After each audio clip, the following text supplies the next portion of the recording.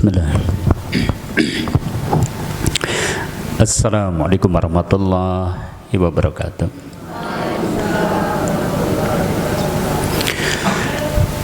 Innal hamdalillah nahmaduhu wa nasta'inuhu wa nastaghfiruh wa na'udzu billahi min shururi anfusina wa min sayyiati a'malina may yahdihillahu fala mudilla lahu wa may yudlilhu fala hadiya lahu. Asyhadu an la ilaha illallah wahdahu la syarika lahu wa asyhadu anna Muhammadan abduhu wa rasuluh.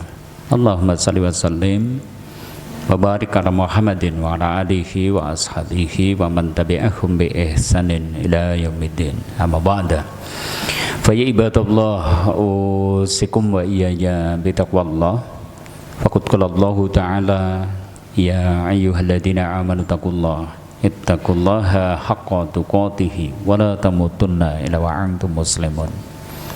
Wa qala Rasulullah sallallahu alaihi wasallam man sarayakunna akraman nas falyattaqillah wa man sarayakunna aqwan nas falyatawakkal 'ala Allah. Shadaqallah wa sadaqa rasul karim.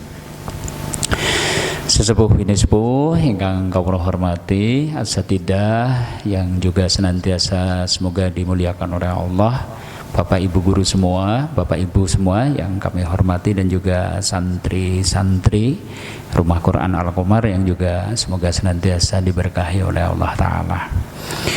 Hari ini kayaknya suasananya cerah sekali sehingga kemudian menyemangati kita untuk bisa hadir di tempat ini. Kita syukuri karena ini adalah bagian daripada kenikmatan yang Allah limpahkan kepada kita, sehingga kemudian tidak ada halangan, tidak ada alasan bagi kita untuk menghadiri majelis kita ini, dan kita berharap majelis kita ini menjadi sarana agar kita lebih bahagia menjalani hidup, lebih diridhoi di hadapan Allah Ta'ala, dan tentunya adalah supaya kita senantiasa dirahmati dan diberkahi Allah Ta'ala juga ya.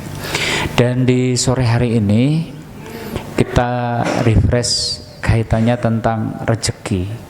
Yuk kita pahami misteri rezeki, judulnya itu.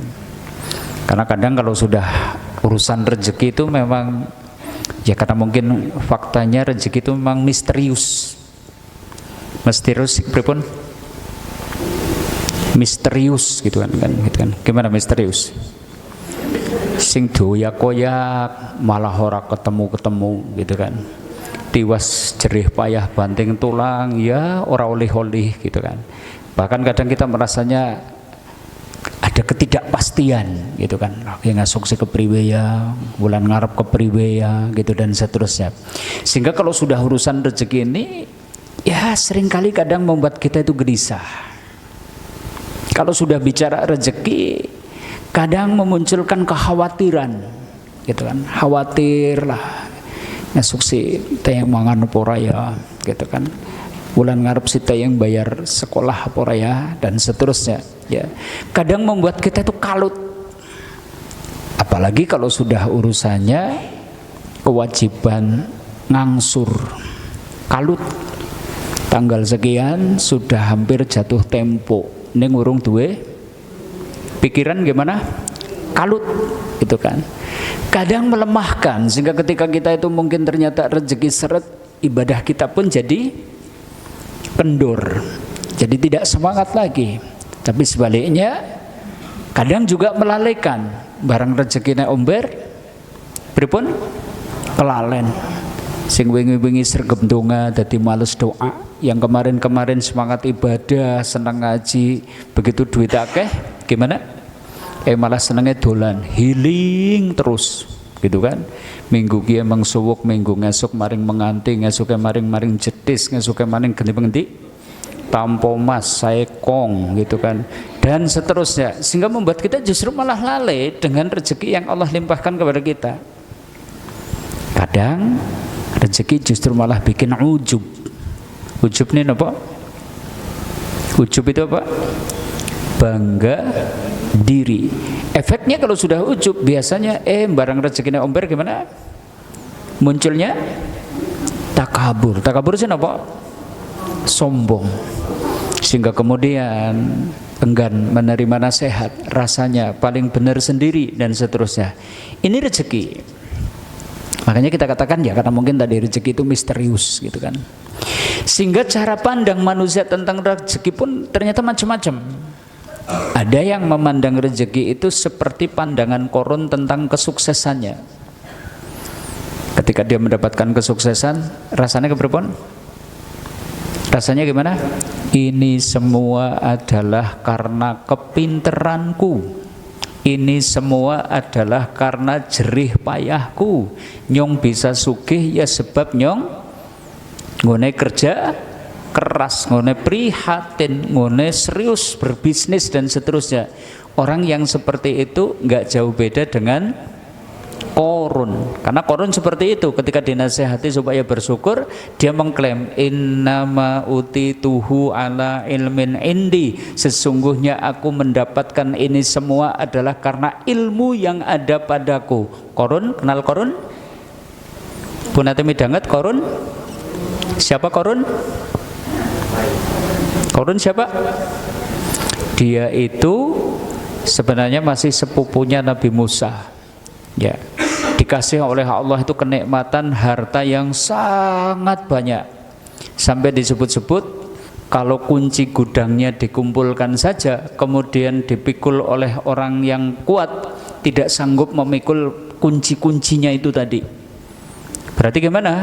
Gudang perbendaharaan hartanya itu sangat banyak, tapi ternyata justru dia menganggap bahwa kesuksesan itu adalah diraih karena ilmunya, jerih payahnya. Dia lupa bahwa itu semua adalah pemberian dari Allah.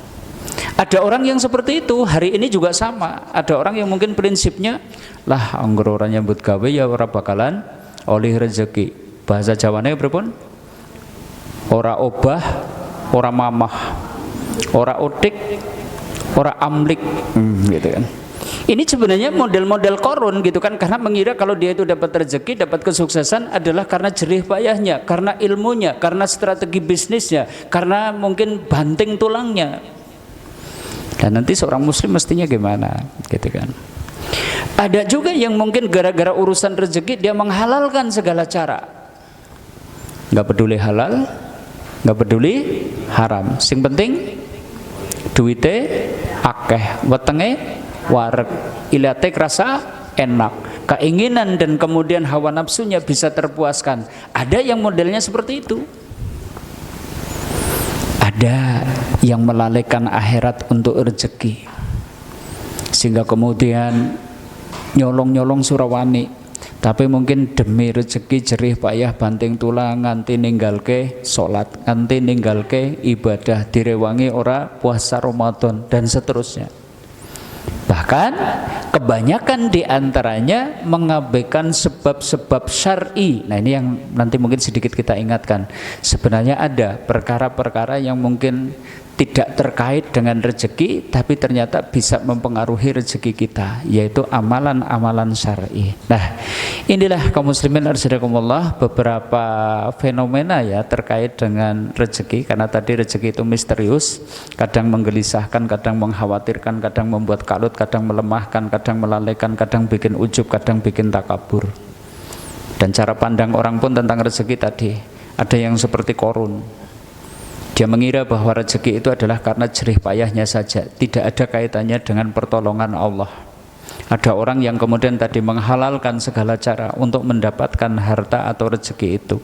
Ada yang tadi melalaikan akhirat demi supaya dia bisa mendapatkan rezeki yang berlimpah. Ada yang kemudian mengabaikan urusan-urusan syariat. Nah, dari sini kaum muslimin rahimakumullah, yuk kita coba pahami sebenarnya rezeki, misteri tentang rezeki seperti apa. Harapannya nanti kalau sudah memahaminya, hidup kita gimana? Tenang, tidak gelisah, tidak gundah, tidak resah, tidak khawatir. Yuk kita pahami seperti apa sih konsep rezeki di dalam agama Islam ini ya. Baik Bapak Ibu, saudara-saudari kaum muslimin arsyadakumullah, mari kita susuri bersama ya, dan sebelumnya sholawat serta salam semoga senantiasa tercurah kepada uswah kita, tauladan kita Rasulullah Muhammad sallallahu alaihi wasallam beserta keluarganya, sahabatnya dan juga orang-orang yang istiqomah dalam dinul Islam pada yaumil qiyamah. Ya. Yuk kita pahami seperti apa sih sebenarnya konsep rezeki dalam Islam itu. Satu ini kaum muslimin. Seorang muslim harus yakin Allah lah pemilik dan pemberi rezeki. Yakin? Yakin? Ya. Bukan Nyi Roro Kidul, bukan Nyi Roro Lor, bukan mungkin sing bau reso ini, sing bau reso ini dan seterusnya, bukan. Bahkan yang memiliki dan yang memberi rezeki bukan pula karena jerih payah dan banting tulang kita, bukan karena kepintaran kita. Rezeki niku hak prerogatifnya Allah, sing kagungan, sing ngatur, sing maringi nggih Allah. Makanya Allah ngendika, "Qul ma yarzuqukum minas samawati wal ard." Ya. Allah itu memerintahkan Nabi untuk bertanya kepada orang-orang, "Qul takonen, katakanlah man sapa wonge atau siapakah yarzuqukum yang memberikan rezeki kepadamu minas samawati wal ard, dari langit dan dari bumi." Ada rezeki dari langit, ada rezeki dari bumi. Siapa yang memberi rezeki? Qulillah, katakanlah Allah. Seorang muslim harus yakin dengan itu. Ya. Datu sing tentu akan rezeki, sing maringi rezeki, sing kagungan rezeki nggih Allah. Ya. Bukan semata-mata kita itu kemudian kaya itu adalah gara-gara jerih payah kita, banting tulang kita, gitu. Karena nanti orang yang punya pemikiran seperti itu bahwa saya bisa sukses adalah karena jerih payah saya, karena prihatin saya, karena ilmu saya, nanti seperti Qarun. Orang kalau seperti Qarun gimana? Ketika sukses ujungnya adalah sombong, ketika gagal ujungnya adalah putus asa, sedih berkepanjangan. Maka konsep pertama ini biar tenang, Allah yang maringi rezeki. Dua, nek jenengan pun yakin bilih Allah niku sing paring rezeki, sing kagungan rezeki. Yang kedua ini, rezeki niku pun dijamin. Allah pun jamin semua makhluk akan diberi rezeki. Ini sudah. Ya. Mila dipun ngendikaken wonten surat Hud niki. Wa ma min dabbatin fil ardi illa 'alallahi rizquha wa ya'lamu mustaqarraha wa mustaudaaha kullu fi kitabim mubin. Wa ma min dabbatin fil ard, dan tidak ada satu binatang melata pun yang berjalan di muka bumi ini illa 'alallahi rizquha, kecuali Allah telah menjamin rezekinya. 'Alallahi rizquha. Kita dudukkan dulu. Kenapa di ayat ini kok yang disebutkan wa ma min dabbatin fil ard? Dabah. Dabah itu ada yang menafsirkan binatang melata. Contohnya binatang melata sih apa? Contohnya apa? Ula. Sing luwih cilik timbang ula. Cacing. Cacing agen kegedean maning. Ana sing luwih cilik timbang cacing? Ya mungkin rayap. Ada yang lebih kecil lagi? Semut pudak, ada yang lebih kecil lagi? Tengu, ada yang lebih kecil lagi? Ya wis lah, tengu bae. Tengu. Ngertos tengu? Ya. Oke. Tidak ada satu tengu pun, gitu kan, kalau kita terjemahkannya jadi seperti itu nih, yang paling kecil yang ada di muka bumi ini, melainkan Allah telah jamin rezekinya. Padahal sing jenenge tengu panggonane teng pundi? Panggonane teng pundi? Halo. Kita mungkin tidak pernah memprediksinya ada di mana, bahkan mungkin di segala tempat yang tidak pernah kita anggap bahwa di situ ada makhluk hidup, ternyata ada tengu misalnya. Itu kan di pojokan sana mungkin yang paling berimpen, paling tersimpan dan seterusnya.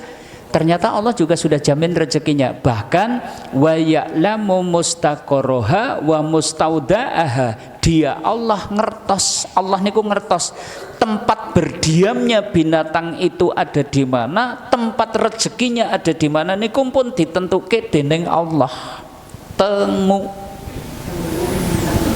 lah apa maning ayam, apa maning wedhus, apa maning kebo sing luwih gedhe tinimbang tengu, apalagi manusia yang justru itulah inti diciptakannya alam semesta ini, itu adalah menjadi tempat tinggalnya manusia dan jin. Mesti lebih lagi dijamin sama Allah rezekine. Wong tengu we dijamin, napa meleh menungsa. Jadi seperti itu, mestinya kita tuh tenang, rezeki kan wis dijamin karo Gusti Allah. Semua makhluknya, baik yang mungkin terbang yang tidak pernah kita perhitungan. Terbang kalau mungkin sing terbang gue manuk sih mungkin gede, krongo. Ngertos krongo? Gedene seminten? Sekepel, anak krongo sekepel gitu. Binatang kecil-kecil yang terbang, Allah jamin rezekinya. Ngerti panggonane teng pundi, tempat penyimpanan makanan atau rezekinya di mana.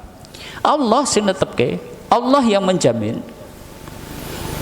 Mestinya kita manusia itu jauh lebih tenang. Kenapa? Lah wong itu yang mungkin bukan dari inti penciptaan alam semesta ini. Inti penciptaan alam semesta kan justru malah manusia dan jin. Wa ma khalaqtul jinna wal insa illa liya'buduni. Jadi yang justru malah sebagai core-nya penciptaan itu adalah manusia dan jin.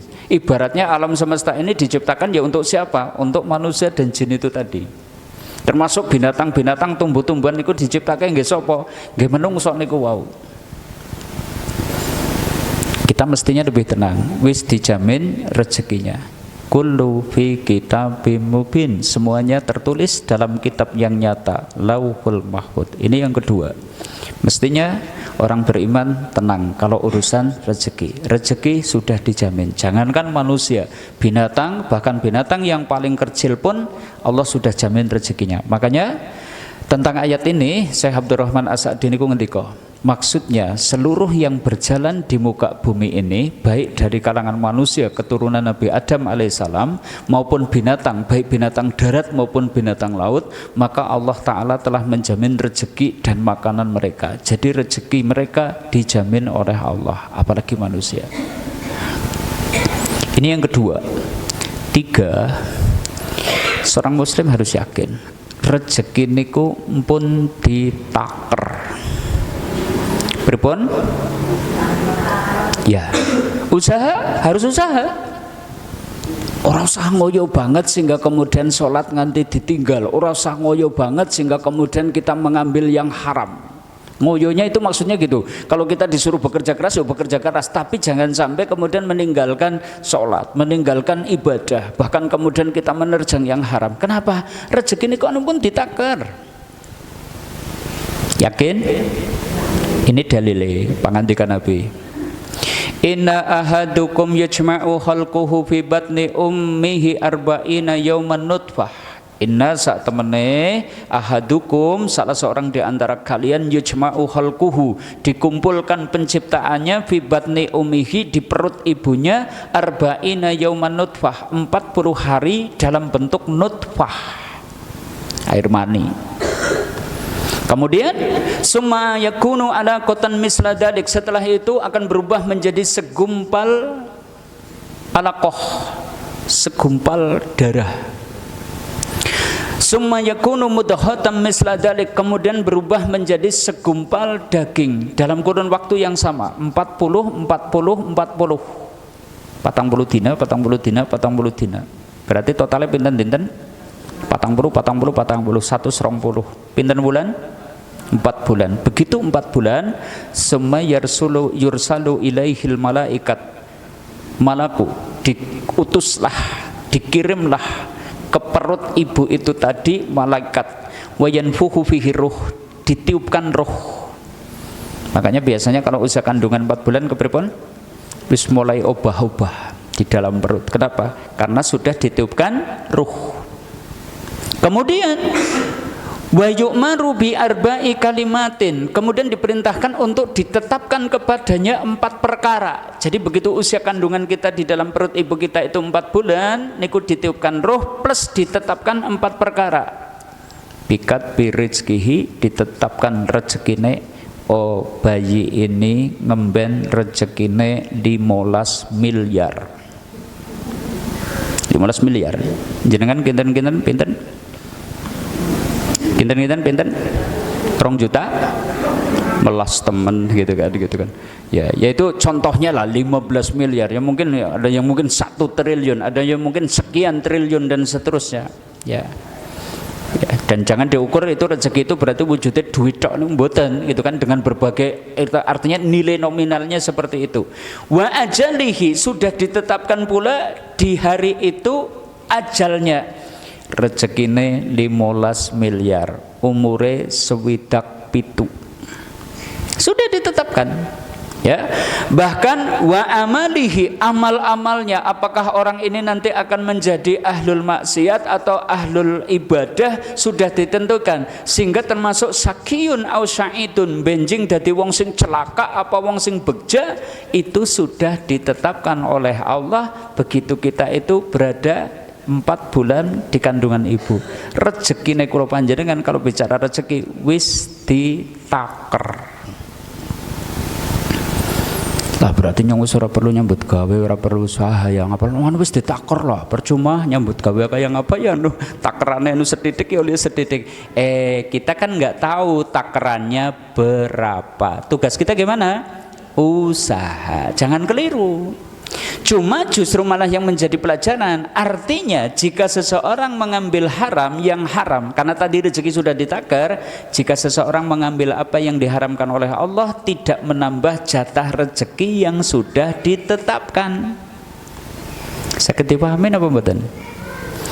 Kita kan tadi umur 4 bulan kandungan sudah ditetapkan jatah rezeki kita. Nah ini kemudian ke depannya, arep jenengan mados sing halal ya jatahe ajek, arep ditambah jenengan golet sing haram ya jatahe ajek.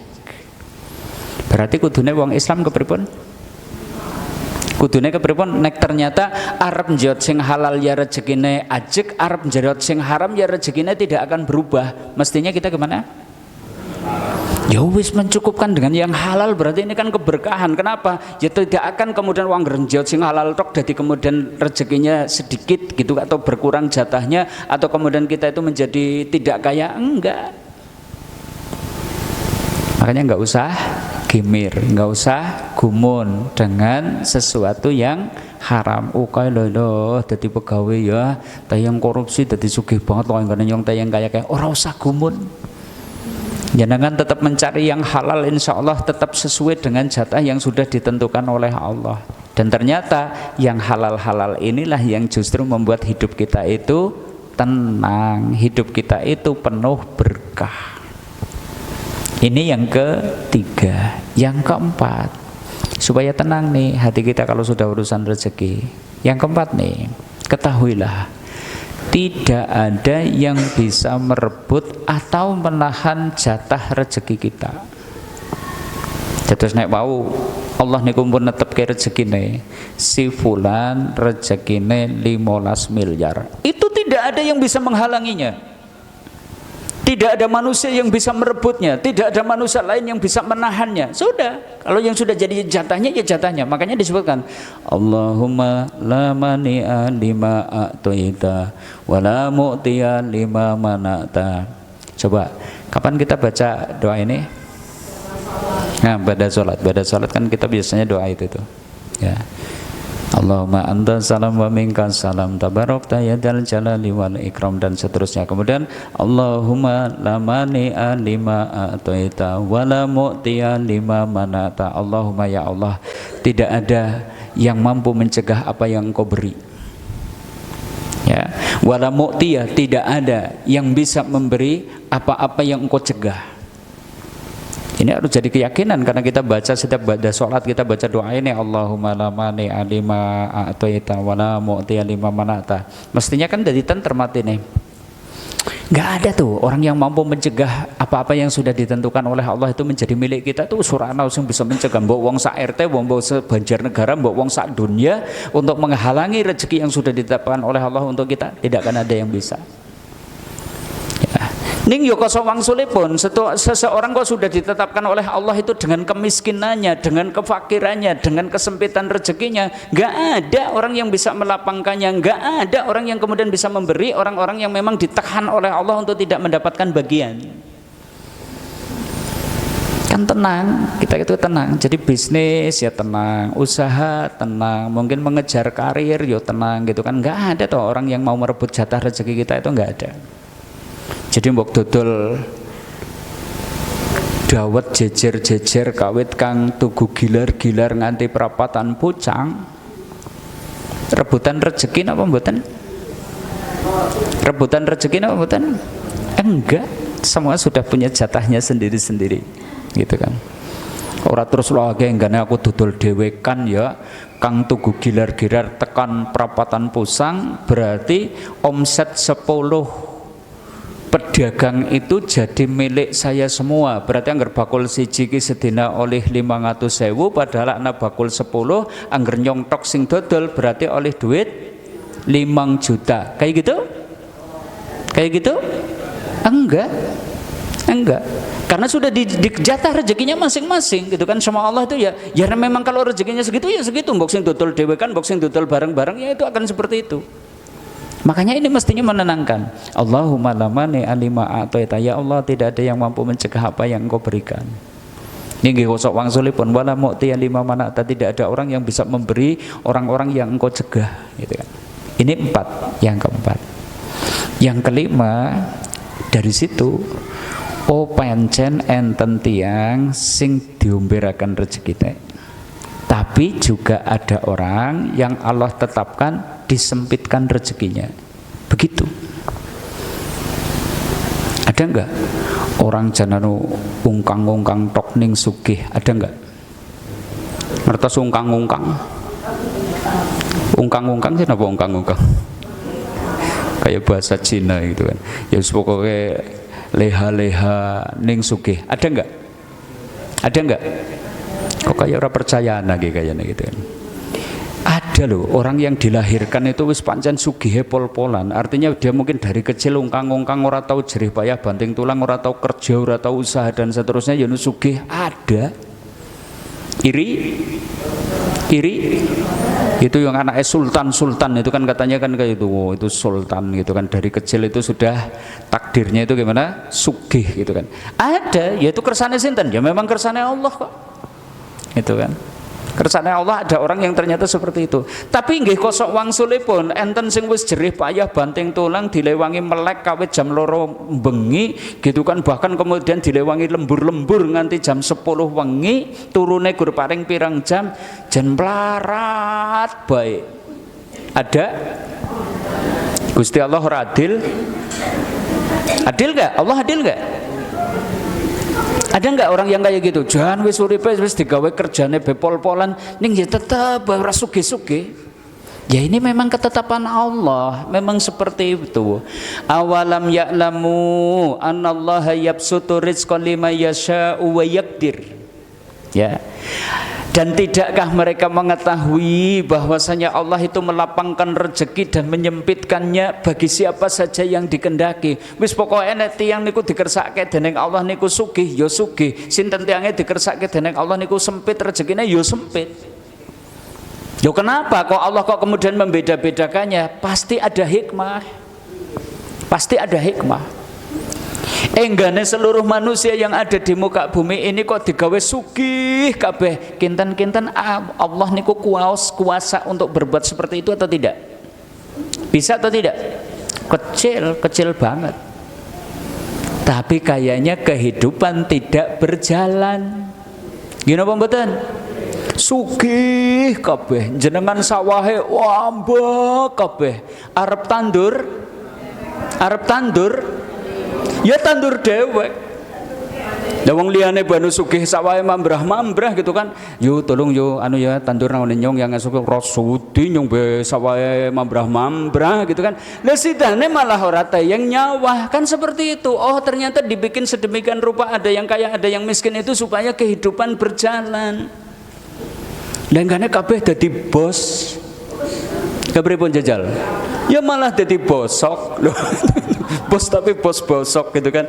Lah bos jebul lah wong bos ora yang perintah-perintah sidane ya asah-asah dewek, umbah-umbah dewek, nang kebon macul dewek, arep tandur-tandur dewek. Ki si bos model ngendi nek seperti itu. Lah makanya kemudian Allah tetapkan ana sing sugih, ana sing miskin, ana sing melarat, oh ana sing pinter, ana sing bodoh. Angger pinter kabeh, ya kayaknya ya kehidupan tidak berjalan.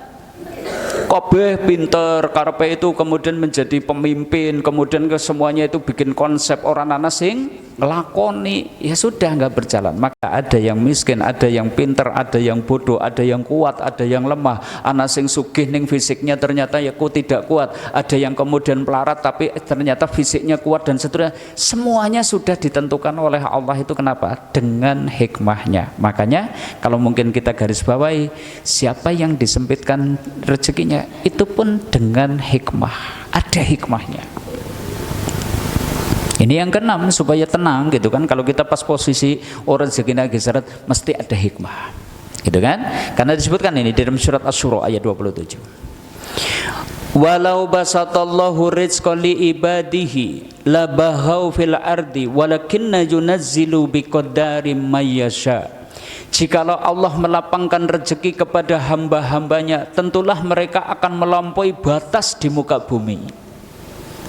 Jadi ada sih orang kalau rezekinya omber malah jadi melampaui batas, gitu kan. Makanya ada yang dilapangkan, ada yang disempitkan. Maka kemudian disebutkan, gitu kan.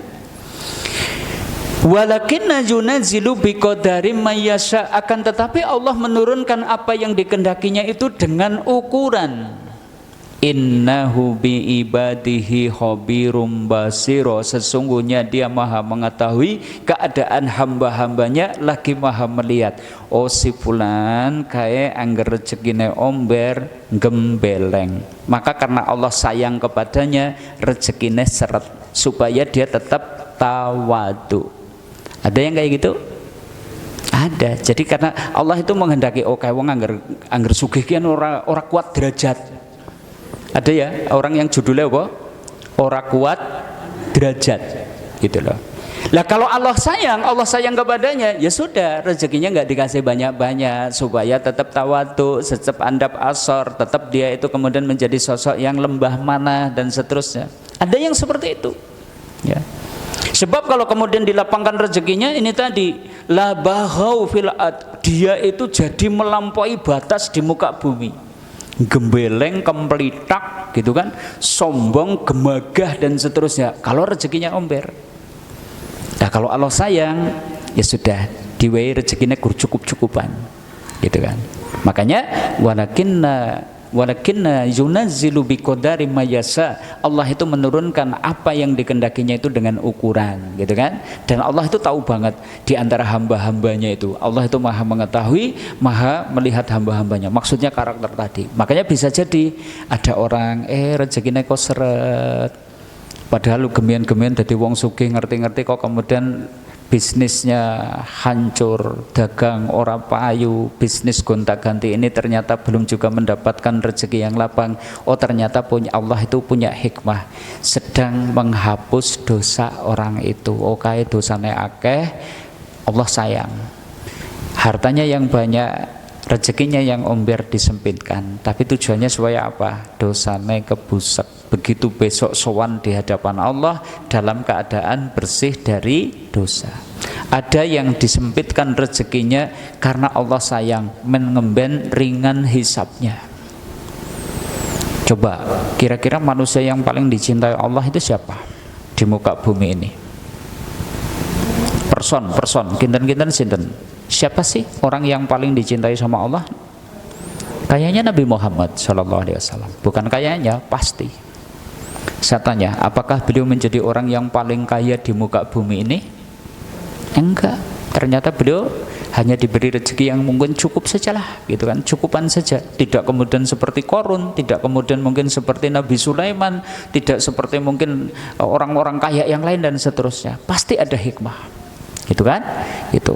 Ini kalau manusia yang lain juga seperti itu. Ada yang karena Allah itu sayang, dia justru malah tidak dikasih kaya. Kenapa? Tadi supaya tawaduk ketika di dunia, supaya menjadi orang yang lembah mana, supaya tidak sombong. Atau mungkin ada yang disempitkan rezekinya supaya dosa-dosanya terhapus. Ada yang sempit rezekinya, Allah sayang kepadanya besok supaya hisapnya ringan. Bahkan orang sempit rezekinya, ternyata karena Allah menghendaki supaya orang itu paling cepat masuk surga, karena ternyata orang-orang kaya itu nanti tertahan lama di surga. Ini contohnya bahwa disempitkan rezeki, Allah menyempitkan rezeki hambanya pasti ada hikmah. Makanya kita seperti itu. Kalau lah kok tahun-tahun kok rasanya rekasa temen ya, rezeki kok kayaknya kok jan seret temen ya, dan seterusnya, sambil introspeksi. Oh nyong sih salah apa, dosa apa, nyong kudu dandani ini dandani itu, dan seterusnya. Apa gitu busek ya dosa-dosanya ya, apa memang Allah menghendaki supaya saya besok di hari kiamat itu supaya ringan hisapnya, dan seterusnya, supaya kita berprasangka baik kepada Allah. Ini yang keenam. Yang ketujuh, kalau ada orang dilapangkan rezekinya juga ujian, belum tentu itu kebaikan, supaya nanti kita tidak iri gitu loh. Ya kayak wong begja temen yo lu banda dunyane mambrah-mambrah, belum tentu begja gitu kan. Karena juga disebutkan ayah sabuna annama numidduhum bihi min malin wa banin nusarri'u lahum fil khairat balla yash'urun, gitu kan. Ini ayatnya dengan kalimat ngajak kita berpikir, dengan kalimat pertanyaan, ayah sabuna, apakah mereka itu mengira annama numidduhum bihi min malin, yaitu bahwasanya harta dan anak-anak yang kami berikan kepada mereka itu bahwasanya kami itu nusari'u lahum fil khairat, bersegera memberikan kebaikan-kebaikan kepada mereka.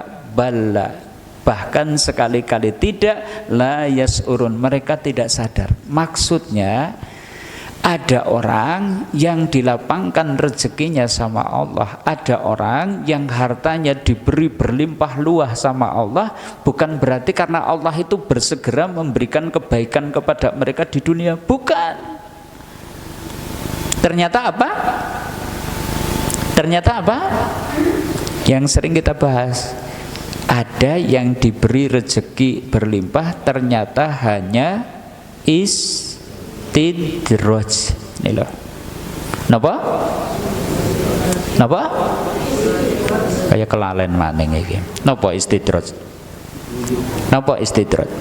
Ini loh, ditarik berangsur-angsur menuju kebinasaan dari arah yang tidak disadari. Itu istidraj. Makanya kita nggak perlu iri, kita nggak perlu gumun, gitu kan. Kalau ada orang loh kayak yang mungkin sering saja berpikir, sing ora tau ngibadah, ora tau salat, malah gawene molimo, umahe maglong, kendaraane kinclong, bojone moblong, keramike melong, wis pokoke angong gitu loh. Gitu. Kita itu kadang iri melihat seperti itu. Ini ayatnya supaya menjelaskan kepada kita. Ayasabuna annama numidduhum bihi mim malin wa banin nusari'u lahum fil khairat. Apakah mereka mengira bahwa kami itu bersegera memberikan kebaikan kepadanya dengan harta dan anak-anak yang banyak itu tadi? Bala, bukan, sekali-kali bukan.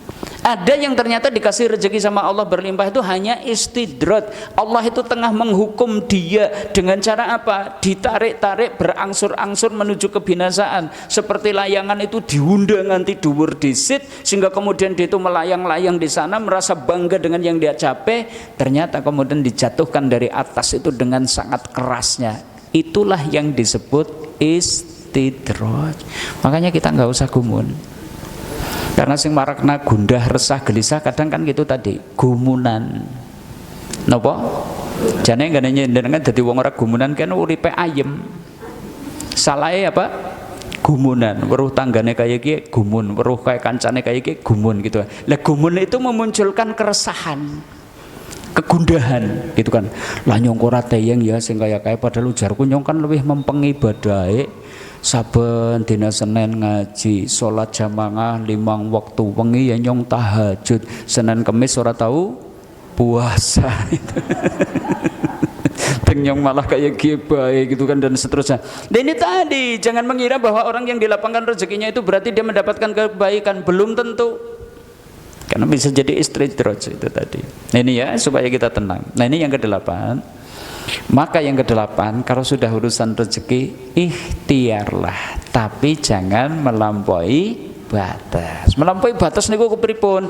Ambisi sing keduwuren atau bahkan sampai melampaui batas uger-ugere Allah tentang halal haram dan seterusnya.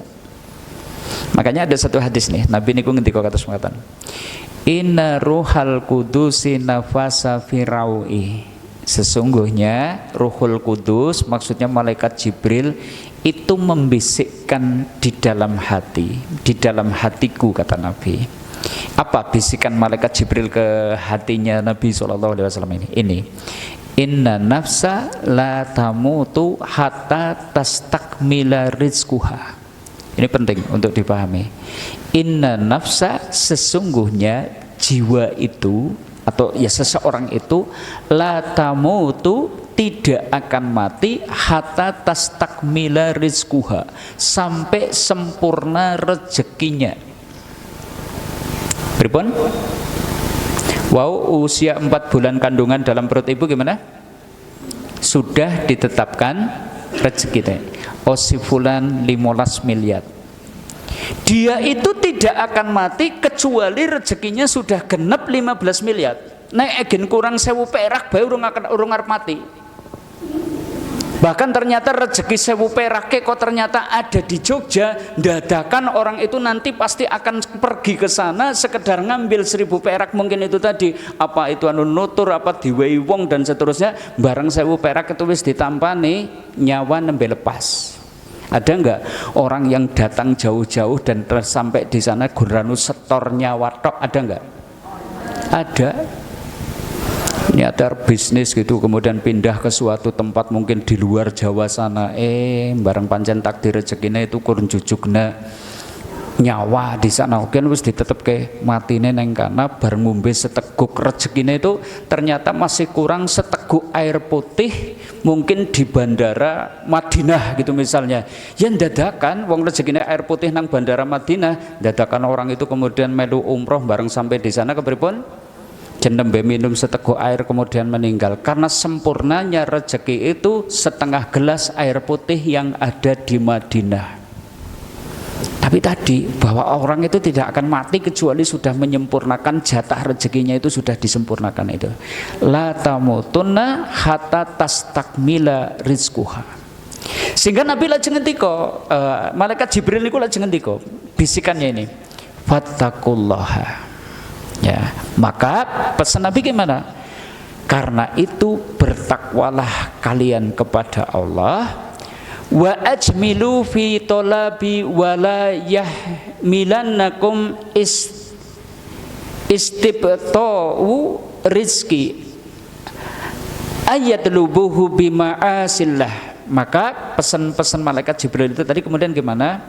Maka hendaknya kalian itu mencari rezeki itu dengan cara yang baik. Wa ajmilu fitolabi. Ajmilu itu ya sing apik-apik bae nek golet rezeki. Berarti sing apik-apik kepripun? Golet sing halal, jangan sampai berbuat curang atau tipu daya. Gitu kan, jangan membuat kita itu lalai dari kewajiban kita sebagai seorang hamba, ya. Dan kemudian jangan membuat kita itu tersibukkan, kan proporsional, nyari rezeki itu ya proporsional saja, sakmadyo, gitu kan, proporsional saja, supaya kemudian jangan sampai kita itu mencari rezeki dengan bermaksiat kepada Allah. Kenapa? Fa innallaha la yudraku ma indahu illa bi taatihi. Karena Allah tidak akan, ya keridhaan Allah itu tidak akan bisa diraih kecuali dengan ketaatan kepadanya. Kita golek rezeki tujuannya matos ridhonipun Allah. Lah Allah niku mboten bakalan ridho nek kula panjenengan mboten taat kepada Allah. Maka cari rezeki ya sudah sak madyo. Enggak usah melampaui batas, enggak usah kemudian berambisi terlalu tinggi sehingga membuat kita itu nanti terlalaikan dari kewajiban utama kita, yaitu beribadah kepada Allah. Sak madyo. Terakhir, ikhtiarlah. Sekalipun tadi poin-poin sudah kami sampaikan, kepripun? Ikhtiarlah. Tapi juga jangan lupakan sebab syar'i. Dagang, nyambut gawe, memberi jasa, nandur, itu bagian ikhtiar. Tapi jangan lupa ada sebab syar'i yang menjadi sebab lapang rezeki. Contohnya nopo? Perbanyak istighfar.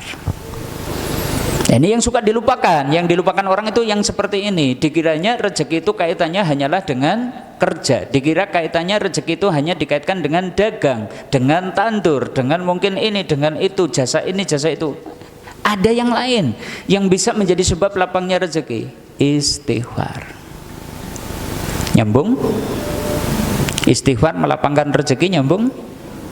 Nyambung, karena suatu sebab itu bisa dikatakan, atau suatu perkara dikatakan menjadi sebab itu kalau satu ada dalil ilmiah yang membuktikannya atau ada dalil syariah yang menjelaskannya. Bisa dipahami maksudnya? Jadi suatu perkara dianggap menjadi sebab suatu perkara itu kalau ada dalil secara ilmiah yang membuktikannya atau dalil syariah yang menjelaskannya. Jadi kalau kita mengatakan bahwa dagang itu adalah cara untuk mendapatkan rezeki, boleh? Boleh? Kenapa? Secara akli seperti itu. Adapun istighfar, boleh nggak kita mengatakan naik kepengen rezeki naik ombel ngatah-ngatah istighfar, boleh? Terbukti secara ilmiah? Terbukti secara ilmiah? Mungkin tidak, tapi dibuktikan secara syariah, ada dalil yang memerintahkannya. Bisa dipahami? Jadi ini yang dimaksud dengan sebab syar'i. Kalau kita kan biasanya golek rezeki itu sing dipengke itu kan sebab kauni aja. Sebab kauni ya tadi, ya dagang, ya kerja, ya mungkin bengkel, atau mungkin jasa ini, jasa itu, atau mungkin yang petani nandur. Ya, itu memang sebab supaya kita mendapatkan rezeki. Tapi jangan lupakan nih sebab syar'i. Perbanyaklah istighfar. Bertobatlah. Karena ternyata dua perkara ini bisa menjadi sebab seorang itu dilapangkan rezekinya. Bertakwalah kepada Allah, karena Allah janji, wa may yattaqillaha yaj'alhu makhraja wa yarzuqhu min haitsu la yahtasib. Sinten tiyake sing takwa dumateng Allah, Allah badhe paringi makhraja, jalan keluar dari kesulitan yang dihadapi, dan akan memberi rezeki dari arah yang tidak disangka-sangka. Takwa. Infak ini juga ternyata bisa menjadi sebab kita itu rezekinya dilapangkan. Haji dan umroh ini juga sarana supaya kita rezekinya lapang, dihilangkan kefakiran kita. Tawakal, nek kula panjenengan niku tawakal dumateng Allah, bahkan dijanjikan wa may yatawakkal 'alallah fa huwa hasbuh. Sinten tiyake sing tawakal dumateng Allah, Allah mesti cukupi kebutuhannya. Bahkan akhlak mulia itu sarana agar kita rezekinya lapang. Napa? Akhlak mulia. Atau nek dibalik rezeki kita seret, jangan-jangan gara-gara akhlak kita tercela, kita punya akhlak buruk. Sombongnya pol, ketemu wong mesem bera gelem, bisa jadi rezekinya seret? Bisa.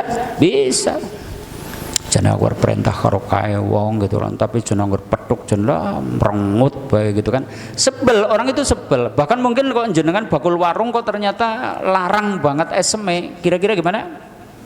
Jangan butuh kae sing ana sing dodol gur warung ketok, tapi jenlah anggur dodoli jan merengute jan nganti izin nganti nyong rikuh. Lah ternyata gitu. Akhlak buruk itu menjadi sebab sempit rezekinya. Kebalikannya, akhlak mulia itu ternyata bisa menjadi sebab kita itu lapang rezeki kita. Jangan lupakan.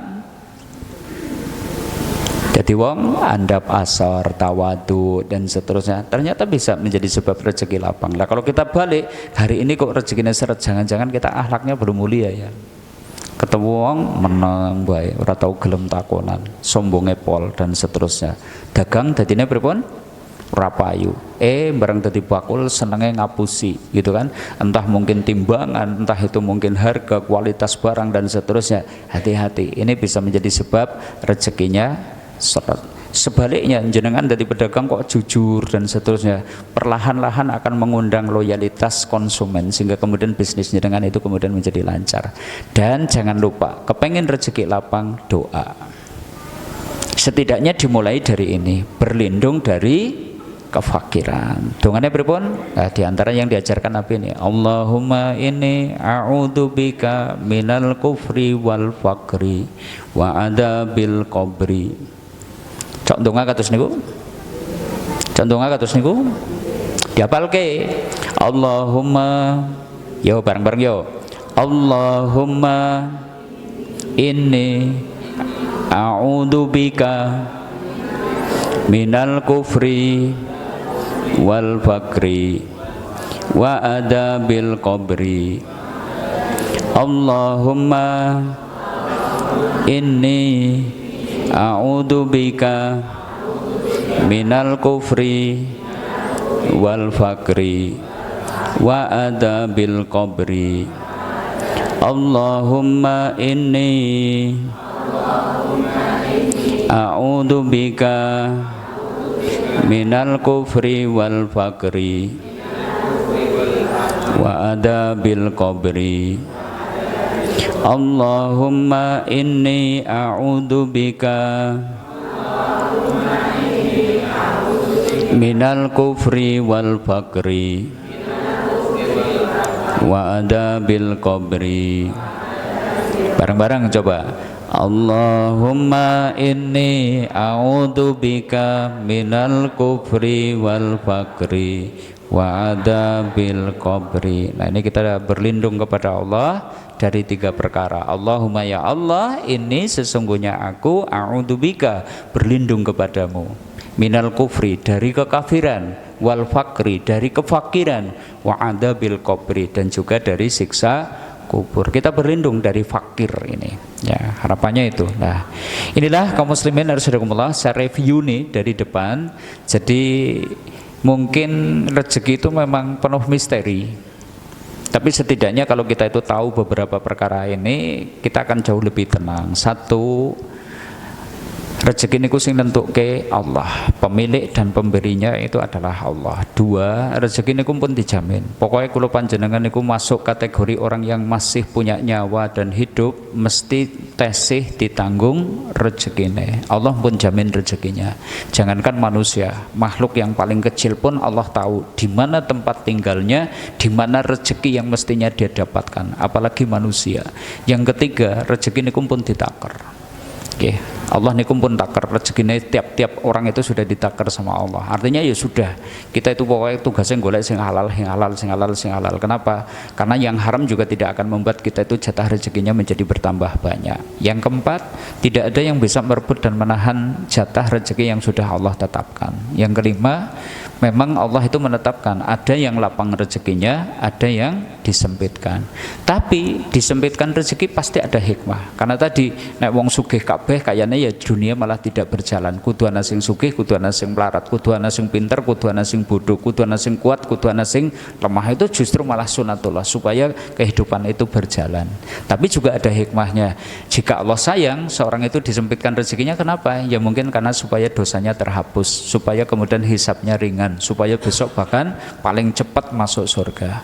Yang 7, orang yang dilapangkan rezekinya pun belum tentu bahwa itulah orang yang dimuliakan sama Allah. Ada orang yang dilapangkan rezekinya ternyata hanyalah istidraj. Nah, tugas kita ikhtiar. Lah sing jenenge ikhtiar sak madyo, tidak usah berambisi yang berlebihan, sudah sak madyo wae sehingga batas-batas aturanipun Allah boten diterjang. Nah, ikhtiar jangan lupa, ikhtiar juga sebab-sebab syar'i tadi, perbanyak istighfar, taubat, takwa, infaknya dikencengi, atau tunaikan haji atau umroh, mune tawakal sing temenanan kali Gusti Allah sambil perbaiki akhlak kita. Insya Allah Allah lapangkan rezeki kita. Nah, tinggal kita juga jangan lupa perbanyak doa, berlindung dari kefakiran, termasuk juga jaluk rezeki sing omber sing berkah. Silahkan. Inilah Bapak Ibu, saudara-saudari kaum muslimin arsadakumullah, karena urusan rezeki sering mengguncang kita, membuat kita gundah resah gelisah. Semoga dengan diingatkan tentang materi ini, yuk latihan bisa lebih tentrem, sekalipun rezeki itu misterius gitu ya. Lah ngesuk sih kepriwe, bulan ngarep kepriwe, tahun ngarep kepriwe, padahal anak-anaknya nyong kudu mulai sekolah, ke bebanannya kayaknya semakin akeh dan seterusnya. Sudahlah, dengan ditambahnya beban biasanya Allah pun tambah rezekinya kepada kita. Sudah, rumusnya sudah seperti itu. Tinggal kita apa? Melalui dengan tadi ketakwaan kepada Allah. Siap?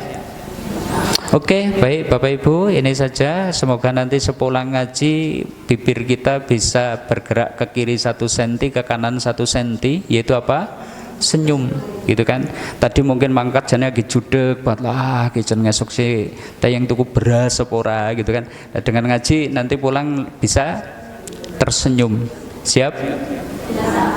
Anggaran umrengut bae baline kayane ngajine nu ngantuk gitu kan. Jadi ini orang ngerti ini kan bagaimana supaya hatinya tenang gitu kan. Jadi bali lori kateng merengut bae gitu kan. Lah nu ngapa sih lagi mau ngajine apa sih? Lah orang ngerti gitu kan ya.